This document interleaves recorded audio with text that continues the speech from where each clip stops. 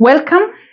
My name is Lucy Gedaiga, welcoming you to this Friday situation. I'm actually calling it a Friday situation because, to be honest, I have been trying to record this video for a while. First, the lights just disappeared. I went live, and then something happened.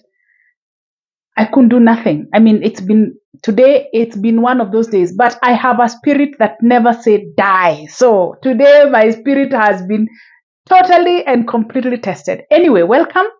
It's that Friday when I am trying to just do something and it's not working. But never say die. I think that's a lesson. Never, never, never say die. And I think for people who are trying to do something, things will just try and make it not work, but as long as you keep pressing it, it will work. So I went live. I think I did how many? Several attempts on YouTube. Gosh, oh my goodness.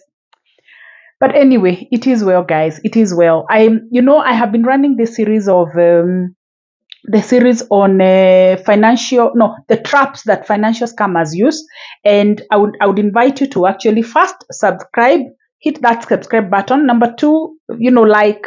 Number three, comment. But most and importantly, please learn and share. So I've been on this series. This is the third video on this uh,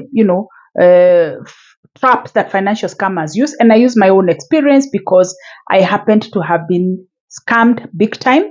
And today I want to talk about three things, three of the traps that they use.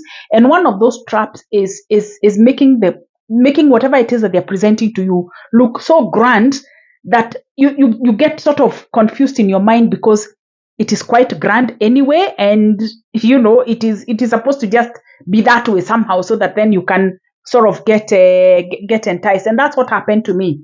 I met with In the last video I talked about meeting with a grand guy with a grand bazoo with a grand schema. And when I met with him and we had lunch, and he was telling me about all, something. He mentioned something about spot gold, and he told me, because he had already introduced me to something called bullions. He told me money is not even in bullions. Money is in spot gold. So of course I didn't know what spot gold was at that time. And so in the process of trying to at least find out or understand what this spot gold is. And remember, in the last video I said that they use big English. By the way, big English is what they like to use. So what then happened is that evening the gentleman sent me so much, like information, just tons and tons of information, just trying to sort of get me hooked into it anyway. And I got hooked. It was a grand promise that is of course fake, but you never see the fakeness. But I just got hooked. That's what happened. So they will sort of entice you with a grand scheme, and you will fall for it. Now, once they realize that now they have sort of captured your mind, and now you're sort of hooked and you're interested, they tell you to actually action needs to happen now. I mean, they push you at supersonic speed. They will push you at supersonic speed, and that supersonic speed is where you make the mistakes, because you have no time. They don't give you time to think. You don't even have the time to reflect and even begin to ask yourself, what is this, what is it? No, it's quick, fast, haraka haraka. And that's what happened to me, because after of course the idea was introduced, and it was this grand thing, and I was, and I don't know whether what magic they use, but I honestly believe that there's some magic that they use, because somehow your thinking goes completely out of the window. I mean, your thinking process is your thinking, your ability to think is completely messed up. You can't think. You can't. I don't know. Honestly, me, I do not know what they do. Whatever it is that they do, hey, I don't know what they do.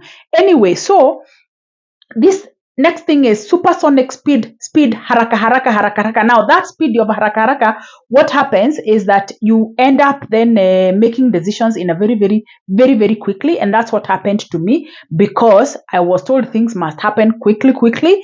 And because they don't give you time to think, they don't give you time to reflect.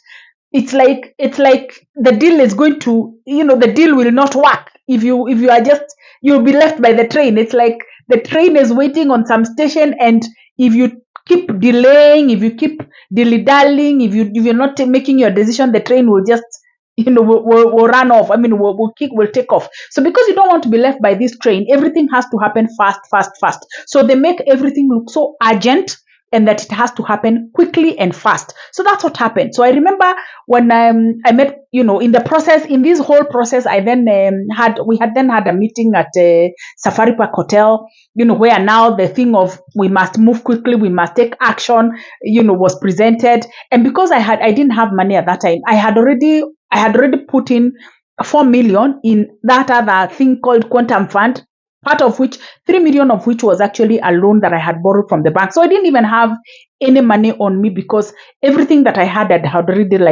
given to this other scheme. So what happened is that I was like, now where do I get money? And the only place that I had money was in my SACCO savings. Trust me, by the time I drove to town, Nairobi, I had already made a decision that I'm going to freeze my savings. I had savings of about 700,000 at that time. So I went to my SACCO like the following day. I went to my SACCO and asked that I want my money. I want my money and I want it quickly. Guy Jiso.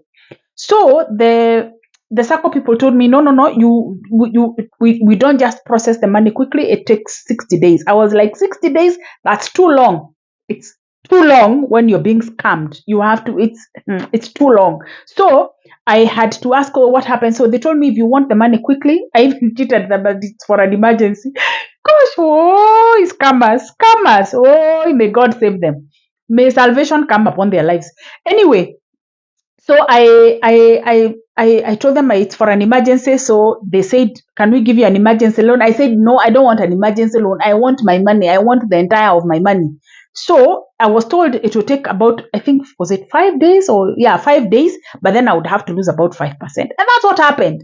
I agreed to lose 5% in exchange for me getting my money in 5 days. Because remember, the scammer is on my case to act quickly and to act fast. So that's the other trap that they use. They want you to act quickly and fast. Now, once they have hooked you with their grand scheme, once you have taken action, my friend, it is time for them now to act mysterious. They act mysterious, as in they are not available. You make the call. If you call, they will not. After all, you have already sent the money anyway. So the game is over. It's game over. And because it's game over, they will act mysterious all through. So my guy, of course, I mean, we still had not reached that point of the full action, because you remember, they have the grand plan in their minds. So they bait you a little. They see, okay, you've gotten in, another bait is presented, another bait, until because they have thought ahead of you. You're not in the game, so you don't know. And so that's exactly what happened. And this guy began acting mysterious. And next Friday, I will tell you exactly what happened thereafter, and how this thing became. Yani, as in the day I realized that I was conned and I was in a grand scheme, I was like, my goodness, where do I go and what do I do? But strength is in rising up again. Strength is in getting back together again. Just like today, Kenya, lights were just trying to tell me that lights were sort of making it look impossible for me to do this video, but I have done it. So see you on next Friday, God willing, and let's keep it here. Asante.